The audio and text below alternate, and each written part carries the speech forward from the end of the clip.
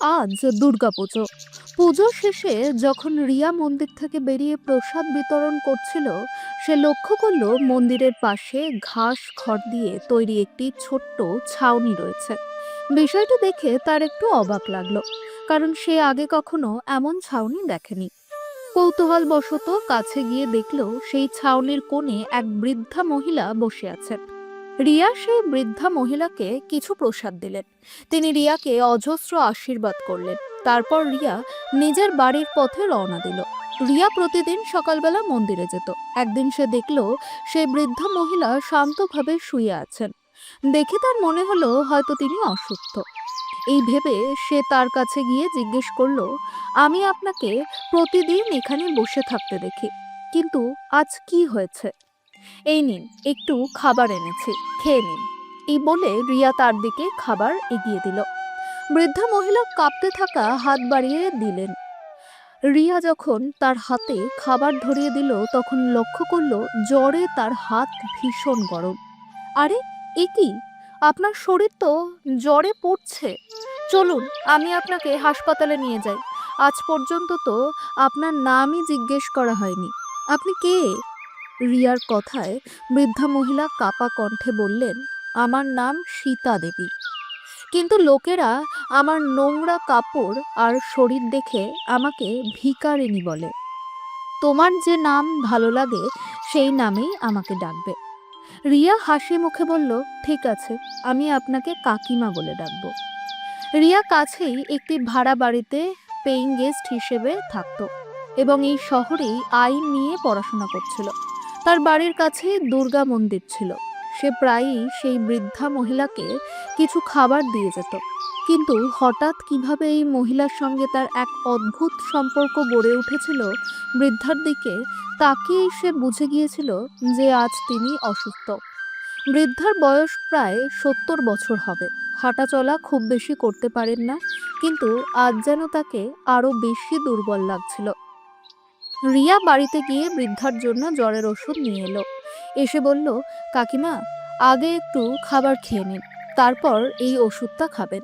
দেখবেন অল্প সময়ের মধ্যে আপনি সুস্থ হয়ে যাবেন। বৃদ্ধ অনেক কষ্ট করে রুটি চিবিয়ে খেলেন। এটা দেখে রিয়া মনে মনে ভাবল, আমি কত বোকা। রুটির বদলে যদি খিচুড়ি বানিয়ে আনতাম, তাহলে কাকিমা সহজে খেতে পারতেন।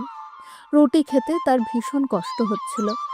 কষ্ট করে রুটি শেষ করলে রিয়া তাকে ওষুধ খাওয়ালো এবং নিজের বাড়ি ফিরে গেল। কিছুক্ষণ পর সে কলেজে চলে গেল, কিন্তু সারাদিন তার চোখের সামনে ভেসে উঠছিল বৃদ্ধার সেই বলিরেখায় ভরা মুখ।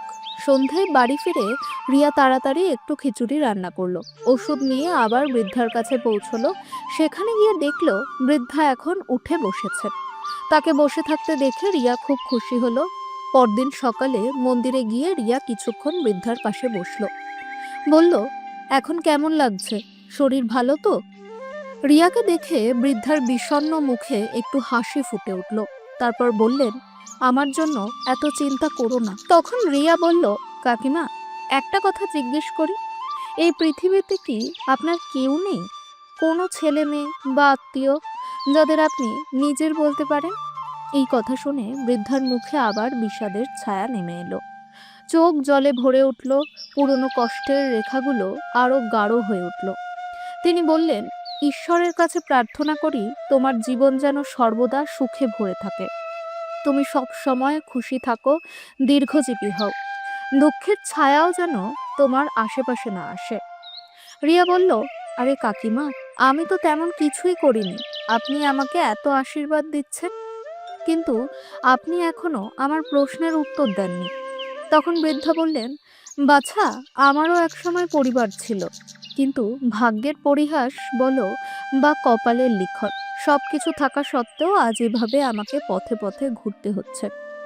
আমার বিয়ের পর আমরা ভীষণ কষ্টে দিন কাটিয়েছি। শ্বশুরবাড়িতে এসেই আমি সব দায়িত্ব কাঁধে তুলে নিয়েছিলাম। স্ত্রী, পুত্রবধূ সব ভূমিকা আমি মন দিয়ে পালন করেছি। কখনো কাউকে অভিযোগ করার সুযোগ দিইনি। সবাই আমাকে খুব আদর করত। শ্বশুর শাশুড়ি আমার প্রশংসা করে ক্লান্ত হতেন না। বিয়ের পর আমার কোল আলো করে ভগবান দুটি ছেলে দিলেন। আমি আনন্দে আত্মহারা হয়ে গিয়েছিলাম।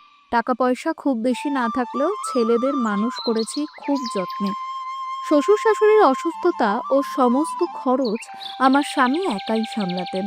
একসময় তারাও আমাদের ছেড়ে চলে গেলেন। আমাদের সংসার সুখেই চলছিল।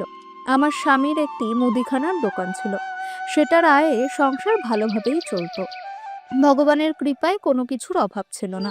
আমার বড় ছেলে পড়াশোনায় খুব ভালো ছিল, কিন্তু দোকানে বসা তার একদম পছন্দ ছিল না। তাই তার বাবা নিজের জীবনের সঞ্চয় খরচ করতে একটুও দ্বিধা করেননি। তাকে বড় শহরে পাঠিয়ে দিলেন। অল্প দিনেই সে ইঞ্জিনিয়ার হয়ে গেল। কিন্তু তারপর সে নিজের পছন্দের এক ধনী মেয়েকে বিয়ে করলো। এরপর নিজের বাড়িতে আসা বন্ধ করে দিল। এই কথা শুনে রিয়া খুব দুঃখ পেল। সে বলল, কাকিমা, আপনার দ্বিতীয় ছেলের কথাও একটু বলুন। তখন বৃদ্ধা বলতে শুরু করলেন, আমার দ্বিতীয় ছেলে পড়াশোনায় তেমন ভালো ছিল না, কিন্তু সে দেখতে ছিল খুবই সুন্দর। যখন তার বাবা তাকে দোকানে বসতে বলতেন, তখন সে উল্টে আমাদেরই 10 কথা শুনিয়ে দিত। আপনারা তো চান আমি সারা জীবন আপনাদের সেবাই করে যাই। দাদাকে সব রকম সুযোগ সুবিধা দিয়েছেন, আর আমাকে এইখানে আটকে রাখতে চান। এই কথা বলে আমার ছোট ছেলেও অন্য শহরে গিয়ে চাকরি করতে শুরু করলো। ধীরে ধীরে সেও আসা যাওয়া কমিয়ে দিল। আমরা তার জন্য আমাদের পছন্দের একটি মেয়ে দেখেছিলাম, কিন্তু সে পরিষ্কারভাবে না করে দিল। পরে নিজের পছন্দের এক আধুনিক মেয়ের সঙ্গে কোর্ট ম্যারেজ করে নিল। আমাদের শুধু খবরটা পাঠিয়েছিল সে বিয়ে করেছে। উৎসবে ডাকলেও সে আসতো না। একদিন প্রতিবেশীর ছেলে, যে আমার ছোট ছেলের বন্ধু ছিল, এসে বলল, আপনার ছোট ছেলে তো মুম্বাইয়ে মডেলিং করে খুব ভালো রোজগার করছে। বৃদ্ধা বললেন, আমার ছেলেরা বড় নাম করেছে ঠিকই, কিন্তু বাবা মায়ের দিকে ফিরেও তাকায়নি। ছেলেদের এই অবহেলা আমাকে আর আমার স্বামীকে ভিতর থেকে ভেঙে দিয়েছিল। সময়ের সঙ্গে সঙ্গে ও শরীরের চেয়ে মনের দিক থেকে বেশি অসুস্থ হয়ে পড়েছিলাম। দিনরাত ছেলেদের স্মৃতিতেই ডুবে থাকতো। ধীরে ধীরে এমন অবস্থা হলো যে দোকানে যাওয়াও বন্ধ করে দিল। শুধু ছেলেদের ছবির দিকে তাকিয়ে তাকিয়ে দিনরাত কাঁদতো। একদিন আমি আমার 2 ছেলেকে ফোন করে বলেছিলাম, তোমাদের বাবার শরীর খুব খারাপ, দিনরাত তোমাদের কথা ভাবে, একবার এসে দেখা করে গেলে একটু শান্তি পেত, বাঁচার আশা পেত। তখন বড় ছেলে বলল, মা, আপনি এসব কি বলছেন? আপনি জানেন না আমি এখানে কত ব্যস্ত থাকি? 2 দিন কাজ ছাড়লে আমার কত বড় ক্ষতি হবে জানেন? বাবার সঙ্গে দেখা করার জন্য এত ক্ষতি আমি করতে পারবো না। আমি এত বোকা নই। আর ছোট ছেলে বলল, আমার একদম সময় নেই, আমার স্ত্রীও চাকরি করে, সংসার আর বাচ্চাদের জন্য আমাকে সময় দিতে হয়। তারপর এমন একটা দিন এলো যার কল্পনাও আমি করিনি। ছেলেদের শোকে তিনি এই পৃথিবী ছেড়ে চলে গেলেন। আমাকে এই নিষ্ঠুর পৃথিবীতে একা ফেলে রেখে নতুন যাত্রাপথে পাড়ি দিলেন। কপালের কি নির্মম পরিহাস! 2 ছেলে থাকা সত্ত্বেও নিজের বাবার মুখাগ্নি করতে কেউ এলো না। পাড়ার লোকেরাই সব করলো। বোধহয় এটাই ওর ভাগ্যে লেখা ছিল। বাবার মৃত্যুতে একটি ছেলেও চোখের জল ফেলতে এলো না। বাড়ি ফিরে স্বামীর ছবির সামনে বসে আমি হাউমাউ করে কাঁদছিলাম। ভাবছিলাম, এখন আমি একা এই বাড়িতে কিভাবে থাকবো? কার অপেক্ষায় থাকবো? কার জন্য রান্না করব? কে বারবার চা বানাতে বলবে?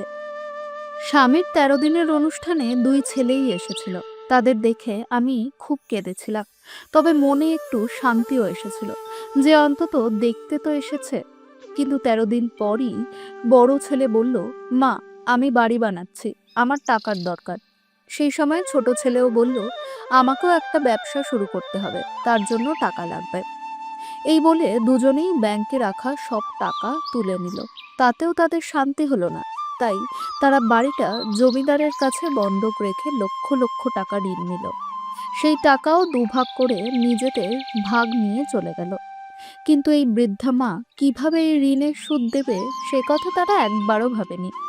যাদের জন্য আমরা সবকিছু করেছি, আজ তাদের মনে নিজের মায়ের জন্য এতটুকু জায়গাও নেই। এই বলে বৃদ্ধা কাঁদতে লাগলেন। তারপর বললেন, আমার সারাটা দিন কাঁদতে কাঁদতেই কেটে যেত। স্বামীর শোকে খাওয়া দাওয়াও ছেড়ে দিয়েছিলাম। শরীরে শক্তি বলে কিছুই ছিল না। তারপর আর কোনোদিন ছেলেদের ফোন আসেনি, তারাও আসেনি। একদিন জমিদার এসে বলল, তুমি না সুদ দিচ্ছ, না ঋণ শোধ করছো। 1 মাস সময় দিলাম, টাকা ফেরত দাও, নইলে বাড়ি দখল করে নিলাম। চিন্তায় আমার অবস্থা আরো খারাপ হয়ে গেল।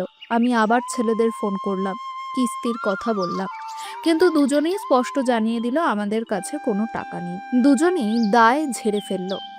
তবুও আমি নিজেকে ভাঙতে দিইনি। লোকের বাড়িতে কাজ করে যেটুকু পারলাম জোগাড় করলাম, কিন্তু সেই টাকা জমিদারের 1 মাসের কিস্তিও মেটাতে পারল না। 1 মাস পেরিয়ে গেল। জমিদার আমার ছেলেদের ডেকে পাঠালো। দুজনেই জোর করে আমার আঙ্গুলের ছাপ কাগজে লাগিয়ে নিল, আর আমার অমতে বাড়ি বিক্রি করে দিল। বাড়ি বিক্রি করে জমিদারের টাকা আর সুদ শোধ করলো, আর বাকি টাকা নিজেদের মধ্যে ভাগ করে নিল। নিজের নিজের অংশ নিয়ে যখন 2 ছেলে চলে যেতে লাগলো, আমি তাদের সামনে কাঁদলাম, মিনতি করলাম, আমাকে একা ফেলে যেও না। আমি কোথায় থাকবো, কি খাবো, কিভাবে বাঁচবো? কিন্তু কেউ আমার একটি কথাও শুনল না। আমাকে অসহায় করে তারা চলে গেল। নিজের বাড়ির সামনে আমি একদিন পুরো অচেতন অবস্থায় পড়েছিলাম। প্রতিবেশীরা দয়া করে আমাকে সরকারি হাসপাতালে ভর্তি করে। কয়েকদিন জীবন মৃত্যুর সাথে লড়াই করেছি, কিন্তু ছেলেদের কারো মনে হলো না মায়ের পাশে দাঁড়ানো দরকার। কোনো মতে ভগবান আমাকে বাঁচালেন, কিন্তু যেদিন হাসপাতাল থেকে ছাড়া পেলাম সেদিন আমি গৃহহীন। একটা থলিতে স্বামীর ছবি আর কয়েকটা কাপড় নিয়ে ঘুরে বেড়াতে লাগলাম। ঘুরতে ঘুরতে এই শহরে এসে পৌঁছাই। একদিন ক্লান্ত অবসন্ন হয়ে এই রাস্তা দিয়ে যাচ্ছিলাম, তখন এই মন্দিরটা চোখে পড়ে। দেখলাম মন্দিরের বাইরে কিছু লোক খাবার বিতরণ করছে। খুব ক্ষুধা পেয়েছিল, তাই এখানেই এসে বসলাম। বৃদ্ধার গল্প শুনতে শুনতে রিয়ার চোখ জলে ভরে উঠল। সে এক দৃষ্টিতে বৃদ্ধার দিকে তাকিয়েছিল। তখন বৃদ্ধা বললেন, সকাল সন্ধ্যায় লোকজন পুজো দিতে আসে, আমাকে কিছু না কিছু দিয়ে যায়। একদিকে আমার নিষ্ঠুর সন্তানেরা, যারা নিজের মাকে অসহায় করে ছেড়ে দিয়েছে, আর অন্যদিকে তোমার মতো মানুষ, যারা অন্যের দুঃখে পাশে দাঁড়াও। তখন রিয়া বলল, কাকিমা, দুর্গাপুজোতে সবাই মন্দিরে বসে মায়ের পুজো করে, কিন্তু ঘরে বসে থাকা নিজের মায়ের খোঁজ নেয় না। যদি মানুষ নিজের মায়ের যত্ন নিত, তার সম্মান করত, তাহলে মন্দিরে বসে থাকা মা এমনিতেই খুশি হয়ে যেতেন। বৃদ্ধা যখন নিজের জীবনের পুরো গল্প বলছিলেন, রিয়া নিজের মোবাইলে তার ভিডিও রেকর্ড করছিল। বৃদ্ধার কথা শুনে রিয়া গভীর কিছু ভাবল। বাড়ি ফিরতেই রিয়ার বাবা মায়ের ফোন এলো। রিয়া সঙ্গে সঙ্গে তাদের দেখা করতে আসলো। হঠাৎ দেখা করার কথা শুনে তারা একটু অবাক হলেও ভাবলেন মেয়ের নিশ্চয়ই মন খারাপ করছে, তাই পরদিনই তারা চলে এলেন। রিয়ার বাবা দীননাথ বাবু একজন নামকরা আইনজীবী ছিলেন। বাবা মা বাড়িতে আসতেই রিয়া তাদেরকে এই বৃদ্ধের ভিডিও দেখালো। ভিডিও দেখে দীননাথ বাবু থমকে গেলেন। বললেন, আমাকে ওর কাছে নিয়ে চলো, আমি ওর সঙ্গে দেখা করতে চাই। এই কথা শুনে রিয়া খুব খুশি হলো। দীননাথ বাবু বৃদ্ধার কাছে পৌঁছলে তার অবস্থা দেখে তিনি হতবাক হয়ে গেলেন। চোখ দিয়ে জল গড়িয়ে পড়ল। অজান্তেই তার মুখ থেকে বেরিয়ে এলো, কাকিমা, আপনি? এই কথা শুনে রিয়াও অবাক হয়ে গেল। তখন দীননাথ বাবু বললেন, রিয়া, আমরা যখন গ্রামে থাকতাম কাকিমা আমাদের পাশের বাড়িতেই থাকতেন। আমার মায়ের খুব ভালো বন্ধু ছিলেন, আমাকে খুব স্নেহ করতেন। আমি যখনই ওর বাড়ি যেতাম নানান রকমের খাবার খাওয়াতেন। পরে কাজের জন্য আমরা শহরে চলে আসি, তারপর আর দেখা হয়নি। দীননাথ বাবু বৃদ্ধার হাত ধরে বললেন, কাকিমা, আমাকে চিনতে পারছেন? মনে আছে ছোটবেলায় আমি আপনাকে কত বিরক্ত করতাম? আপনার বাড়িতে গিয়ে মাটির প্রদীপ ভেঙে দিতাম, আর আপনি আমার পেছনে দৌড়তেন। এই কথা শুনে বৃদ্ধা অনেকক্ষণ তার দিকে তাকিয়ে রইলেন। তারপর তার মুখটা 2 হাতে ধরে কপালে চুমু খেলেন। তার চোখ জলে ভরে উঠল। সেই মুহূর্তে দীননাথ বাবু বৃদ্ধাকে নিজের বাড়িতে নিয়ে এলেন। নিজের মায়ের মতো করে তার যত্ন নিলেন, খাওয়া দাওয়া সবকিছু দেখাশোনা করলেন। কিছুদিনের মধ্যেই বৃদ্ধার শরীর একেবারে ভালো হয়ে গেল। একদিন রিয়া বৃদ্ধার কাছে এসে কিছু কাগজ দেখিয়ে বলল, ঠাম্মা, আপনি আর চুপ করে বসে থাকতে পারেন না, আপনাকে আপনার ছেলেদের বিরুদ্ধে আইনি ব্যবস্থা নিতে হবে। তখন বৃদ্ধা বললেন, না বাছা, আমি কিভাবে নিজের সন্তানদের বিরুদ্ধে মামলা করব? এই কথা শুনে পেছন থেকে দীননাথ বাবু বললেন, কাকিমা, এটা সামান্য লড়াই নয়, আত্মসম্মানের লড়াই। আমি নিজের চোখে দেখেছি আপনি কত ত্যাগ করে ছেলেদের মানুষ করেছেন, পড়াশোনা করিয়েছেন, যোগ্য করে তুলেছেন। আজ তাদের কোনো কিছুর অভাব নেই, অথচ তারা তাদের অসুস্থ বাবার জন্য সময় বের করতে পারেনি। তাদের বৃদ্ধ মাকে নিজের কাছে রাখার প্রয়োজনও মনে করেনি। এমন সন্তানদের জন্য লজ্জা হওয়া উচিত। আপনার এই লড়াই অন্যদেরও শিক্ষা দেবে, যেন কেউ নিজের জন্মদাতা মা বাবাকে এভাবে অসহায় অবস্থায় না রাখে। দীননাথ বাবুর কথা শুনে বৃদ্ধা সম্মতি দিলেন। কিছুদিনের মধ্যেই দুই ছেলের কাছে আদালতের নোটিশ পৌঁছে গেল। ছোট ছেলে বড় ছেলেকে ফোন করে বলল, দাদা, মা তো নাকি মারা গিয়েছিল, তাহলে এই নোটিশ আমাদের কে পাঠালো? এই কথা শুনে বড় ছেলে বলল, এ কেমন কথা বলছিস? কেউ কি মরে আবার বেঁচে ওঠে? তুই তো নিজেই আমাকে ভিডিও পাঠিয়েছিলি যখন মা বাড়ির বাইরে অচেতন হয়ে পড়েছিল, চারদিকে লোক জড়ো হয়েছিল। তখন ছোট ছেলে বলল, না দাদা, সত্যি বলছি, আমার কাছেও নোটিশ এসেছে। তখন তারা সিদ্ধান্ত নিল, চল কোর্টে গিয়ে দেখি এই নোটিশ কে পাঠিয়েছে। আসলে যেদিন বৃদ্ধা অসুস্থ ও অচেতন অবস্থায় রাস্তার ধারে পড়েছিলেন, তখন আশেপাশের লোকজন জড়ো হয়েছিল। কেউ কেউ ভেবেছিল হয়তো তার প্রাণ চলে গেছে। সেই লোকদের মধ্যেই কেউ একজন ভিডিও করে ছোট ছেলেকে পাঠিয়ে দিয়েছিল। কয়েকদিন পর যখন কেসের তারিখ এলো, তখন দুই ছেলে আদালতে হাজির হলো। সামনে নিজের মাকে দেখে তাদের পায়ের তলার মাটি সরে গেল। বৃদ্ধার চোখ এক মুহূর্তের জন্য ছেলেদের দেখে জুড়িয়ে গিয়েছিল। মাতৃত্বের টানে তিনি দুই ছেলেকে জড়িয়ে ধরতে চেয়েছিলেন, কিন্তু পর মুহূর্তে ছেলেদের কীর্তিকলাপ মনে পড়তেই তার চোখে রাগের আগুন জ্বলে উঠল। হঠাৎ বড় ছেলে বলে উঠল, আপনার লজ্জা করেনি? আমাদের বিরুদ্ধে কোর্টে নোটিশ পাঠালেন, টাকা দরকার হলে চাইতে পারতেন, এভাবে আমাদের বদনাম করলেন কেন? তখন ছোট ছেলে বলল, আপনার যদি এতই টাকার লোভ ছিল, তাহলে কারো বাড়িতে কাজ করে উপার্জন করতে পারতেন, কিংবা কোনো বৃদ্ধাশ্রমে চলে যেতেন, তাহলে আজকে আমাদেরকে এই দিনটা দেখতে হতো না। এই কথা শুনে বৃদ্ধার সহ্যের বাঁধ ভেঙে গেল। এতক্ষণ জমে থাকা ক্ষোভ যেন আগ্নেয়গিরির মতো ফেটে পড়ল। ভালো, তখন তোমাদের সম্মান কোথায় ছিল? যখন আমি তোমাদের সামনে কাঁদছিলাম, অনুরোধ করছিলাম, তখন তোমাদের সম্মান কোথায় ছিল? যখন আমি রাস্তায় রাস্তায় ঘুরে বেড়াচ্ছিলাম, তখন কি তোমাদের সম্মান বেড়ে গিয়েছিল? যখন তোমাদের বাবার চিতায় প্রতিবেশীরা কাঁদ দিয়েছিল, নিজের বাবাকে মুখাগ্নি দেওয়ার দায়িত্ব পর্যন্ত তোমরা পালন করনি। নিজ নিজ ক্ষেত্রে তোমরা নাম উন্নতি করেছ, কিন্তু সে উন্নতি কি কাজে লাগলো যদি মা বাবার কষ্ট, যন্ত্রণা আর চোখের জলই দেখতে না পাও? লজ্জা করো। এমন সন্তান থাকার চেয়ে নিঃসন্তান থাকা ভালো। তোমাদের কৃতকর্মের শাস্তি আজ না হোক, কাল তোমরা নিশ্চয়ই পাবে। মায়ের এই কথা শুনে দুই ছেলে স্তব্ধ হয়ে দাঁড়িয়ে রইল। ঠিক তখনই বিচারক মহাশয় দুই ছেলেকে ভেতরে ডাকলেন। রিয়াও বৃদ্ধাকে নিয়ে ভেতরে গেল। সমস্ত বিষয় শোনার পর বিচারক রায় দিলেন, নির্দিষ্ট সময়ে নির্দিষ্ট অঙ্কের টাকা দুই ছেলেকে প্রতি মাসে তাদের মাকে দিতে হবে। এছাড়া পালাক্রমে সম্পূর্ণ সম্মানের সঙ্গে তাদের মাকে নিজেদের কাছে রাখতে হবে। যদি তারা এই রায় মানতে ব্যর্থ হয়, তাহলে তাদের বিরুদ্ধে কঠোর আইনি ব্যবস্থা নেওয়া হবে। রায় শোনা মাত্রই দীননাথ বাবু আনন্দে আপ্লুত হয়ে গেলেন, আর রিয়া তো খুশিতে বৃদ্ধাকে জড়িয়ে ধরল। বৃদ্ধাকে জড়িয়ে ধরে রিয়া বলল, ঠাম্মা, আপনি কেস জিতে গেছেন। এবার আপনার ছেলেরা প্রতি মাসে টাকা দেবে, আপনাকে নিজেদের কাছে রাখবে। রিয়া এক টানা কথা বলেই যাচ্ছিল। হঠাৎ সে অনুভব করল ঠাম্মার শরীরে কোনো শক্তিই নেই। সে যখন বৃদ্ধার মুখের দিকে তাকালো, তখন ভয়ে স্তব্ধ হয়ে গেল, কারণ তার ঠাম্মা তখন এই নিষ্ঠুর পৃথিবী ছেড়ে চলে গেছেন। কেসটি বৃদ্ধা জিতেছিলেন ঠিকই, কিন্তু ছেলেদের বাড়িতে যাওয়ার আগেই তিনি শেষ নিঃশ্বাস ত্যাগ করেছিলেন।